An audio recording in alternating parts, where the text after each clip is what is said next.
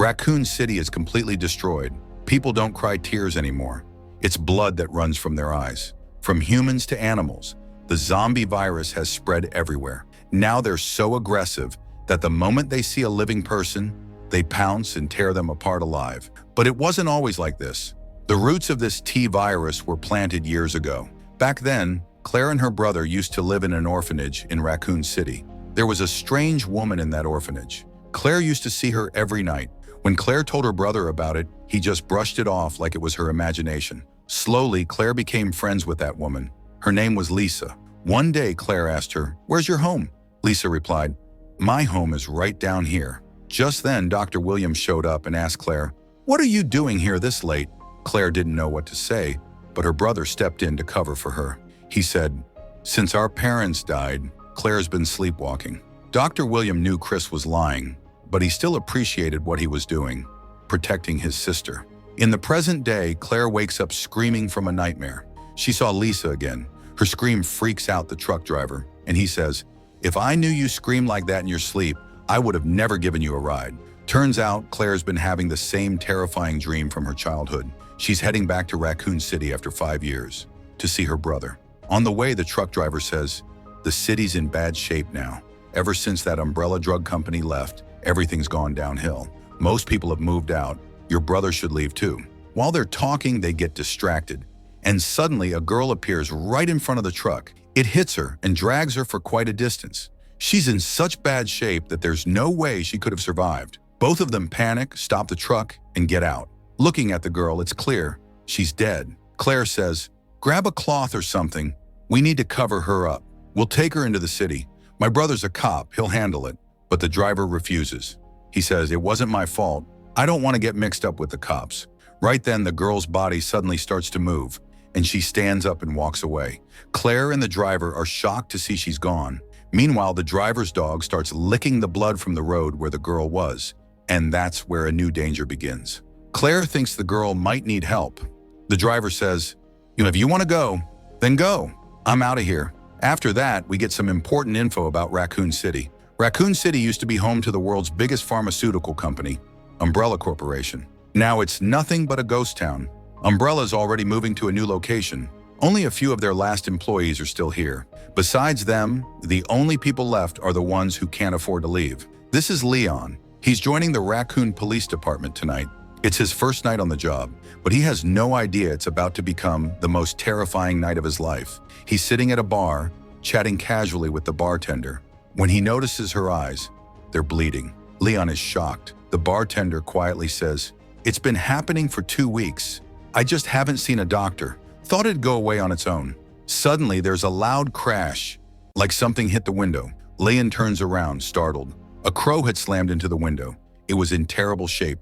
Its wings were soaked in blood, and it lay on the ground twitching. This wasn't just an accident. It was the first sign of what's coming. Back with the truck driver, he's dropping Claire off at her stop and heading back. That's when he sees his dog. It's acting weird, slow, and sick. Before he can figure anything out, the dog suddenly bites him. Meanwhile, Claire reaches her brother's house, but no one answers the door even after knocking. She finally decides to break the lock, but the neighbors are watching her closely the whole time. Both of them look sick. Once they move away, Claire breaks the lock and steps inside. Inside, she finds a photo frame with her brother and Dr. William in it. Meanwhile, Chris shows up. Seeing his sister, he throws a jab. "When you left me, it was Dr. William who took care of me, so no need to get annoyed looking at that photo. He's more than a father to me. Anyway, why are you back?" Claire apologizes for everything and says, "I'm here to save you." Then she plays a video from her friend, Ben, which he had shared in a chat room. In the video, Ben explains that the whole city has been slowly poisoned over the years. It's all about the water. They've been adding poison to the water supply. That's why the people, animals, and everything else around here are getting sick, completely destroyed. Umbrella thought they had it all under control, but their experiment failed badly. That's why they left the city behind. Ben feared that now they're planning to do something terrible to everyone in town. After watching the video, Chris gets angry and says to Claire, "You and your buddy are both nuts.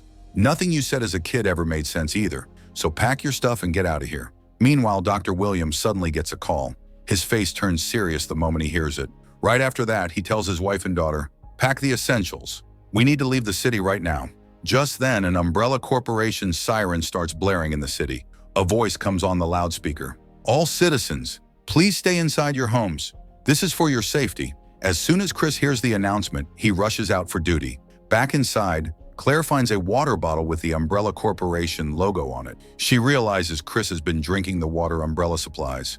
Maybe that's why the poison hasn't affected him. Suddenly, the neighbor's son runs into the house and hides under the table. He had run away from home, scared of his own mom. Before Claire can make sense of it, the kid's mom crashes through the glass window and attacks her. Claire somehow fights her off and escapes on Chris's bike. Over at the police station, we see Chief Brian Irons. He looks a little stressed. The next moment, he gathers all the officers and tells them that two of their guys, Marini and Dooley, were sent out to check on a dead body at the old Spencer mansion. The dead guy was Spencer himself, the one who founded the Umbrella Corporation, and he died inside his own mansion. Marini and Dooley went there, but now it's already past midnight and they still haven't come back. No one's hearing anything from them on the radio either. So where the hell are they? And why are these alarms still going off? Chief wants answers, no matter what. Meanwhile, an officer named Wesker checks a message on his pager. "Situation critical.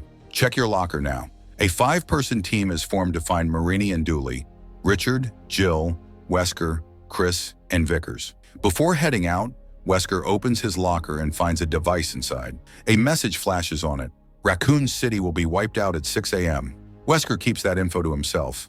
Then they all take a helicopter and head out to track down Bravo team. On the other side, Dr. William is driving with his wife and daughter. His wife's clearly scared by his weird behavior. When she questions him, William snaps, "Umbrella's trying to destroy the work I've spent years on, but I'm not going to let that happen." In the middle of all that tension, William loses focus and almost crashes into Claire's bike head-on. As soon as Claire and William see each other, they recognize one another. Flashbacks hit William hard, how he'd lied to Claire and was about to experiment on her years ago. There's an awkward silence for a few seconds. Then, without saying a word, William restarts the car and drives off. Claire just stands there at the curve, lost in thought. Suddenly, she spots a woman nearby. Her eyes were blood red, and her face looked messed up. Before Claire could process anything, a truck speeds by right in front of her. The truck driver looked off too, red eyes, sick and worn out, like something was seriously wrong with him. It was 1 a.m. On the other side, at the Raccoon City police station, Leon was asleep on a chair, headphones on, listening to music. At the same time, a truck comes speeding down the road and flips right in front of the station's main gate. The fuel in the back catches fire, and the very next moment, a massive explosion shakes the whole area. But Leon doesn't even flinch. Through the flames, the truck driver, now on fire, starts slowly walking toward Leon. Just then, Chief Brian suddenly shows up and shoots the driver. Leon wakes up with a jolt from the gunshot and finally realizes what's going on. Brian says, "There could be more like that, so lock down all the doors in the station. Something bad's going on in the city. Phones, radio, cell, none of it's working. I'm getting out of here. You're in charge now." It was Leon's first day on the job, and now this mess. He had no idea what to do next. Meanwhile, while searching for Bravo team, they find a Jeep in a deserted area. It had crashed badly and was flipped over. Alpha team lands a helicopter in the forest and heads out to check the spot, but Marini and Dooley weren't in the Jeep. Just then, a crow lands on the wrecked vehicle. It looked in rough shape. Jill immediately shoots it. In the meantime, they find a clue that suggests Marini and Dooley went in a certain direction, so they head that way too. Moving ahead, they come across a huge mansion, the same one that belonged to Oswald Spencer, the guy who founded Umbrella Corporation. Alpha team enters the mansion carefully and splits into pairs to start looking for Marini and Dooley. Back in the city, Chief Brian isn't allowed to leave. Out of nowhere, masked soldiers open fire on his car. Raccoon City is now completely under lockdown. That means the force isn't letting any civilians out of the city. It's 1:50 a.m. now, and the people of Raccoon City are fully taken over by the T-virus. On the other side, Chief Brian returns to the police station, full of regret. As soon as he parks and steps out of his car, he hears a growling noise nearby. Turns out it's the same dog that had licked the infected girl's blood. Seeing its aggressive behavior, Brian panics and starts firing at it like crazy. But pretty soon he runs out of bullets, and the dog starts creeping toward him like it's about to hunt. Right then, Claire shows up and kills the dog with a hit from a fire extinguisher. In that moment, Leon points a gun at Claire and orders her to surrender. That's when Claire introduces herself. She says, "I'm Officer Chris's sister. I came here to find him." Brian remembers. Chris had told him about Claire. Brian tells them how bad things are in the city. He says Umbrella has sealed off every exit.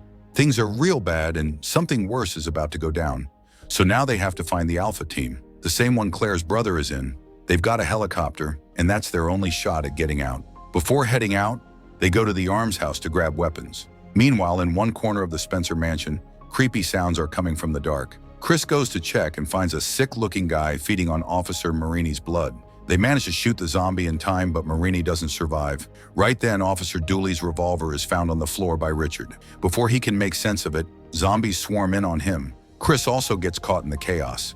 Suddenly, the place is filled with zombies. They rip Richard apart. Chris barely escapes with his life. Vickers is chilling with his headphones on, listening to music and playing video games, when a zombie suddenly jumps on him.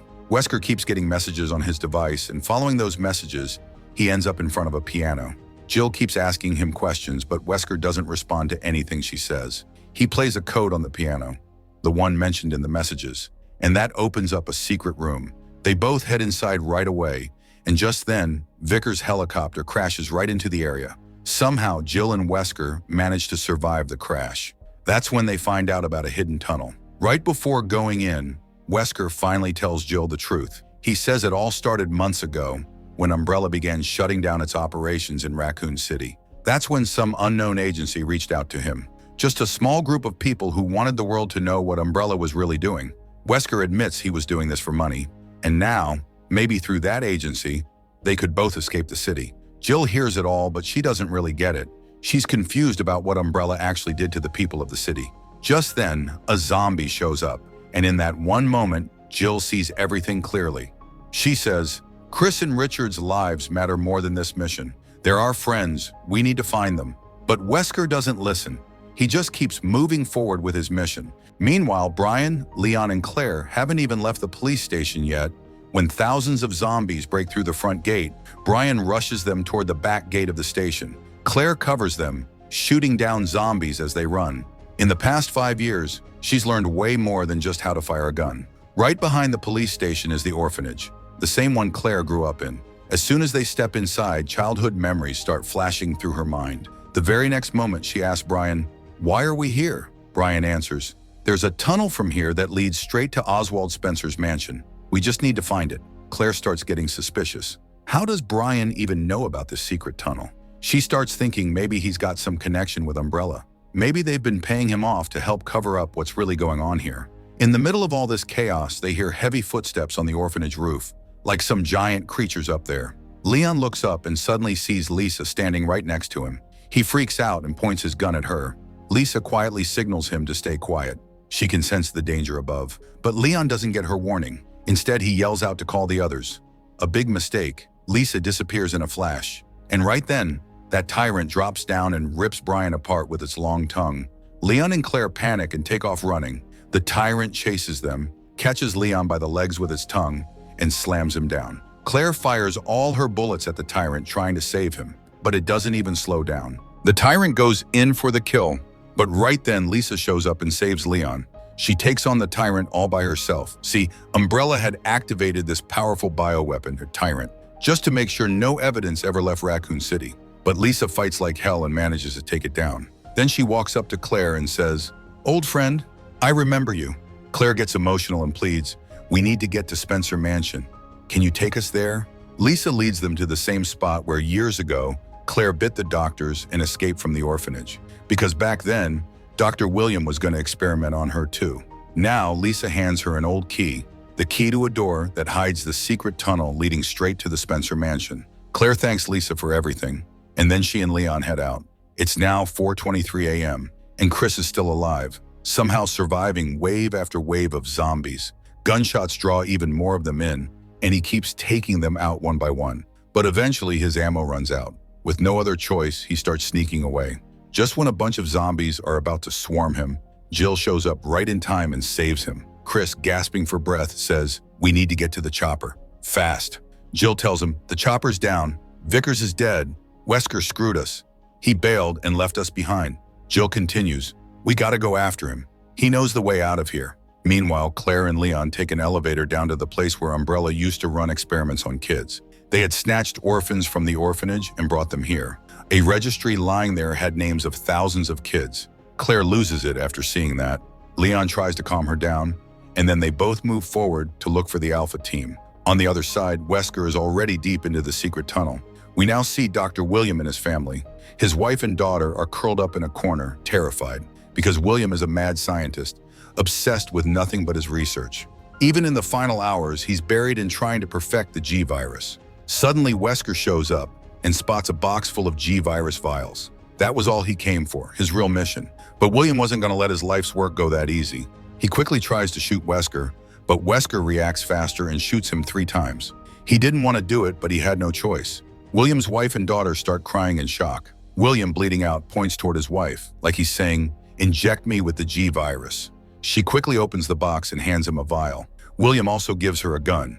She tries to shoot Wesker, but fails, and gets killed in the process. Their daughter hides somewhere out of fear. Wesker steps forward to grab the box, but William had already injected himself with the G-virus. Angry, Wesker puts 2 more bullets in his chest and turns to leave, when suddenly William's daughter pulls a gun on him from behind. Wesker turns to look at her, but doesn't fire. That's when Jill shows up behind him and shoots Wesker. The next moment, Jill starts to regret it. She says, "We'll get you out of here." But Wesker knows his time's up. Barely able to speak, he says, "Umbrella's gonna blow this whole place at 6 a.m. You guys need to get out fast. There's a train tunnel under this place. It'll take you past the mountains to Gatlin." And with that, Wesker dies. Right after, they try to head down, but the door's jammed and Chris can't get through. Suddenly, a creepy noise echoes, so they quickly hide. It's the sound of William groaning. Virus has started changing his body. Within seconds, he transforms into a monstrous creature covered in eyeballs. Meanwhile, Claire and Leon finally reach Spencer Mansion. Back underground, William finds Chris and taunts him before striking. "Your sister turned out so smart. And you? Just a dumb pawn. You were never one of us." Right then, Claire shows up and saves her brother just in time. Together, they take down William and move forward through the tunnel, where, yes, there's actually a train.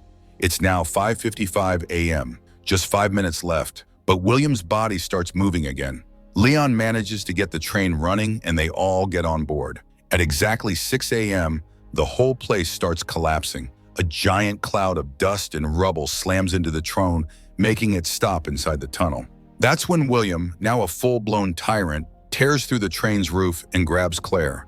She stabs one of his eyeballs with her knife, making him whir and throw her away. Chris starts shooting the rest of the eyes, but runs out of bullets. Just then, Leon shows up with a rocket launcher, fires a perfect shot, and finally takes down the tyrant for good. But to wipe out the threat once and for all, Umbrella drops a nuclear bomb on Raccoon City, turning the entire city to ash. Right after we see what's left of the city, Umbrella's official report says, no civilian survivors. But what they didn't know is that Alpha Team and 2 civilians made it out, with proof of everything Umbrella did.